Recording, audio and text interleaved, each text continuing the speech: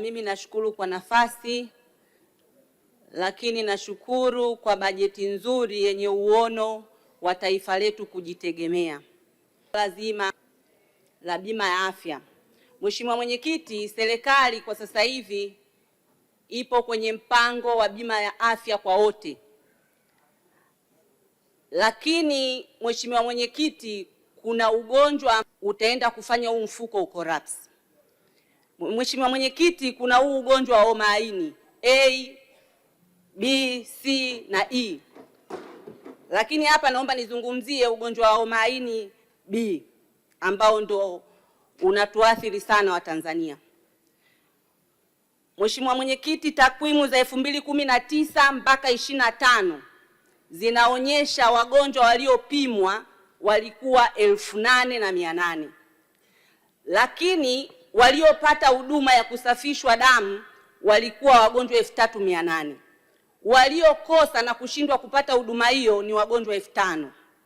Kwa hiyo inaonyesha namna gani huu ugonjwa kwenye nchi yetu ni mkubwa na unapaswa kuchukuliwa uzito. Nini tufanye Mheshimiwa Mwenyekiti kwenye hili swala? Moja, kwanza watu wapewe elimu. Elimu ifike kwa walengwa kule chini kabisa, wajue madhara ya ugonjwa huu na nini kinasababisha.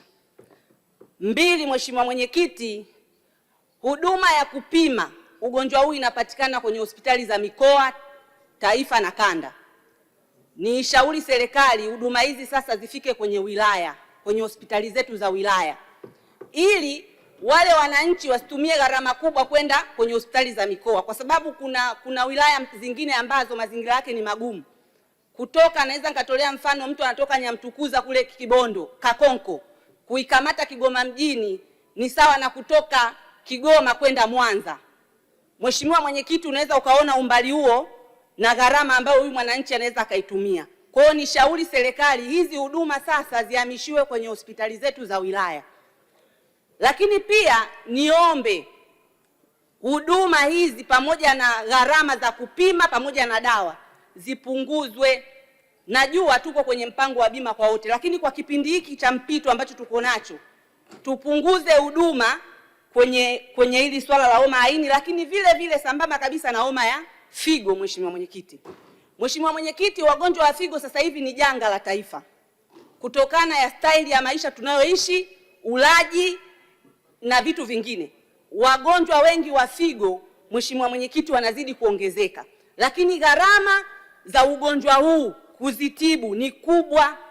Naweza nikatoa mfano Mheshimiwa Mwenyekiti, kwa siku mgonjwa wa figo kwenda kusafisha damu anatumia 216,000 na anapaswa afanye hiyo huduma mara 3 kwa wiki. Hapo ukipiga mahesabu Mheshimiwa Mwenyekiti kwa haraka ina maana kwa wiki ni 668,000.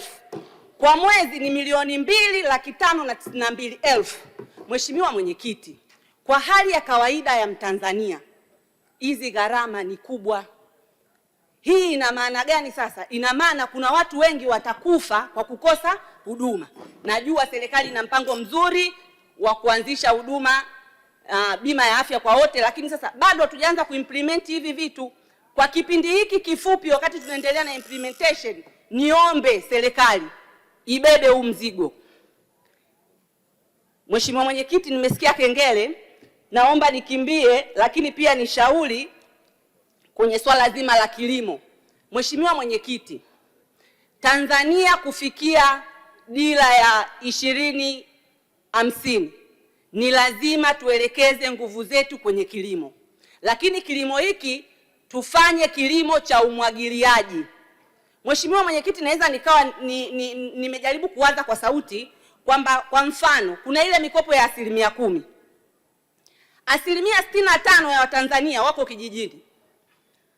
Lakini mikopo hii ya 10% haiwafikii kule vijijini, inawafikia hasa wa mjini. Kwa mimi, kwa mtazamo wangu, nilikuwa natamani niishauri serikali sasa hivi tuje na mpango mkakati. Hii mikopo ya 10% ifike vijijini kwa namna hii. Ifike kwa kutoa pembejeo kwa wale wakulima badala ya kutoa pesa. Hii itamsaidia yule mwananchi wa kule kijijini.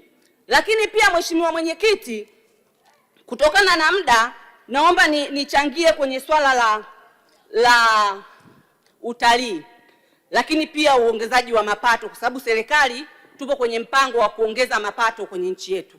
Mheshimiwa Mwenyekiti, tunaona serikali inatumia nguvu kubwa kutangaza vivutio Serengeti, sijui wapi, lakini Mheshimiwa Mwenyekiti, tuna vivutio ambavyo vimesaulika kwenye nchi yetu. Mfano, Kigoma tuna Gombe, tuna Moyowosi, lakini majirani zetu pale tuna Katavi. Naamini serikali ikiongeza nguvu kwenye kutangaza vivutio hivi, tutapata mapato ya kutosha, kwa sababu hivi vivutio, Mheshimiwa Mwenyekiti, vina upekee wake. Naweza katoa mfano, kwa mfano Gombe kule Gombe, Mheshimiwa Mwenyekiti, kuna wale champers wale nini, nyani.